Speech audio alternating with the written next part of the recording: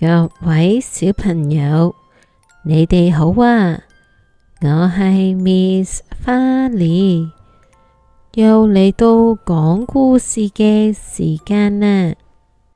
今日 Miss 花梨講嘅故事叫做溫水煮蛙。Miss 花梨要帶你哋去一個好遠好遠嘅森林。呢一個森林住咗一隻叫做呱呱嘅小青蛙。呱呱同好多小朋友一樣，最鍾意就係舒舒服服咁嘆世界。不過有一日，佢就係因為太舒服，差啲發生咗一件大件事啊！到底係咩事呢？不如我哋一齊聽下啦。喺森林入面有一個好靚嘅荷花池，喺荷花池附近住咗一隻小青蛙，佢個名叫做呱呱。呱呱佢係一隻好特別嘅青蛙，因為佢係全個森林入面最識得享受，亦都係最懶惰嘅青蛙。當其他青蛙好努力喺度練緊跳高、練緊捉蚊嘅時候，呱呱通常會瞓喺一塊大荷葉上面，反轉個肚喺度曬太陽。佢甚至乎會一邊唱歌，曬下太陽真係嘆啊，喐嚟喐去好艱難。佢成日都同朋友講：哎呀，做青蛙唔使咁辛苦嘅，最緊要係舒服啊嘛。有一日，森林裏面嚟咗一班露營嘅人類。當人類走咗之後，留低咗好多嘢喺草地上面啊！呱呱好好奇咁跳過去睇下，呱呱呱呱。佢發現草地上面有一個好大好深嘅鐵鍋，個鐵鍋下面仲有啲未燒完嘅炭，發出微微嘅紅光。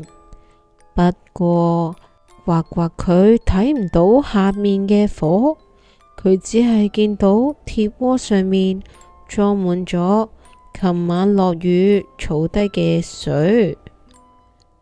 呱呱跳上個鍋邊，伸隻手指落去試下水溫。咦？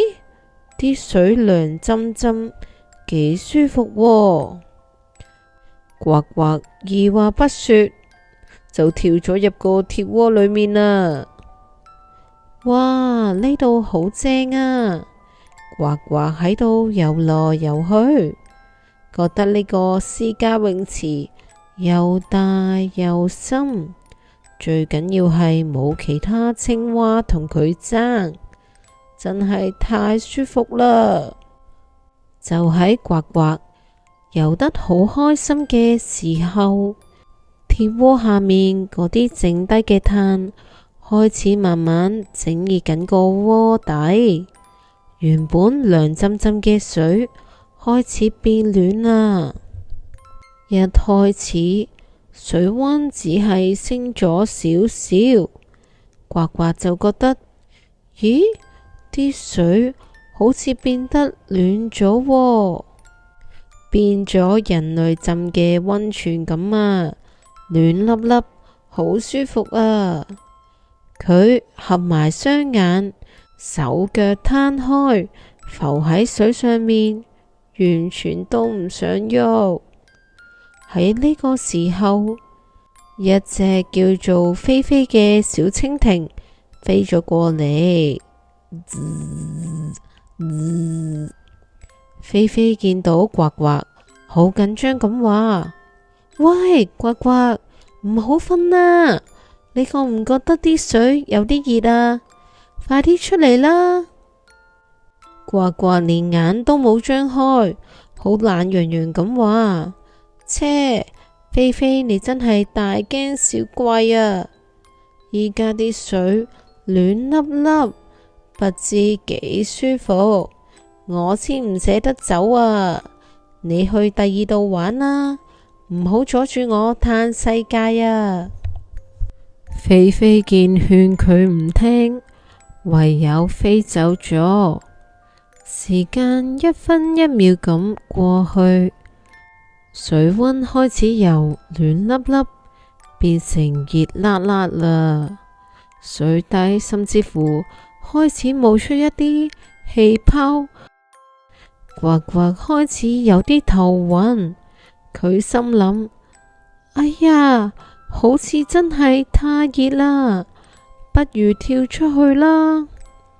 點不知，因為佢浸得太耐，全身軟賴賴，竟然出唔到力啊！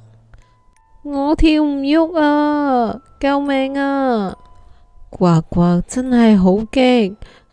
就喺呢個時候，呱呱突然覺得自己個鼻哥好痛，原來係蜻蜓菲菲大力咬咗呱呱個鼻哥一下。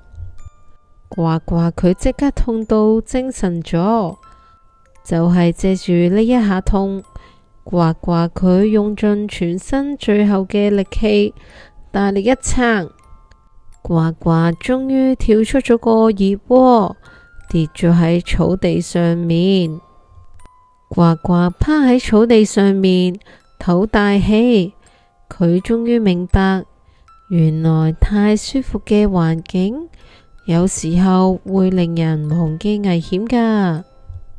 小朋友啊，其實我哋日常生活入面有好多好似溫水煮蛙嘅情況㗎，好似平時玩 iPad 或者睇卡通片嘅時候，係咪覺得好開心、好舒服，坐喺張梳化度唔想喐呢？呢一種感覺就好似呱呱浸喺溫水入面，舒服到唔記得咗時間。如果你一直睇，唔肯停嘅話，慢慢你對眼就會好攰、好痛，甚至乎會變近視，到時就好難先可以睇清楚身邊嘅嘢㗎喇。所以當爹哋媽咪好似蜻蜓菲菲咁提醒你，夠鐘啦，要收埋部 iPad 啦，你就要學識即刻停落嚟，唔好貪圖嗰一種舒服，因為嗰一種舒服或者會為我哋帶嚟危機。今日嘅故事就講完啦，希望你哋都鍾意呢個故事啦。我哋下次再見，拜拜。